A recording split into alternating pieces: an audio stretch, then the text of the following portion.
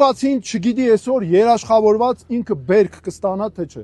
Գյուղացին հողը ցանում է, բայց ինքը չի իմանում եղանակը ինչ կլինի։ Բերքը հանի, կտանի կծախի թե չէ։ Գները կեժանանան թե չէ։ Ուրիշ երկրից կբերեն իր գները կեժանանան թե չէ։ Այստեղ է որ նախապես գյուղացին ստացվում է անարդար մրցակցության մեջ է մտած եւ դրա համար մենք լուծումներ ունենք տարբեր բնակավարներում, այդ թվում սրա հետ կապված։ Նախապես պետքա պետությունը երաշխավորի գին, որ գյուղացին իմանա, եթե ինքը իր բերքը օրինակ 1000 դրամ է սահմանած, եթե ինքը այդ տարի վաճառելու է 900 դրամով, այն 100 դրամը պետությունը իրան հատուցելու է։ Գյուղացու համար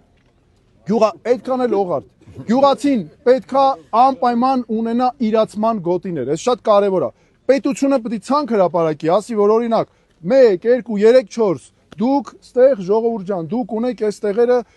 ձեր բերքը վաճառելու, ձեր շուկաները այստեղ են։ Ոչ թե մարդն է աշխատում պետության համար, այլ պետությունն է մարդուն ծառայում։ Ոչ թե մարդը գալիս է պետական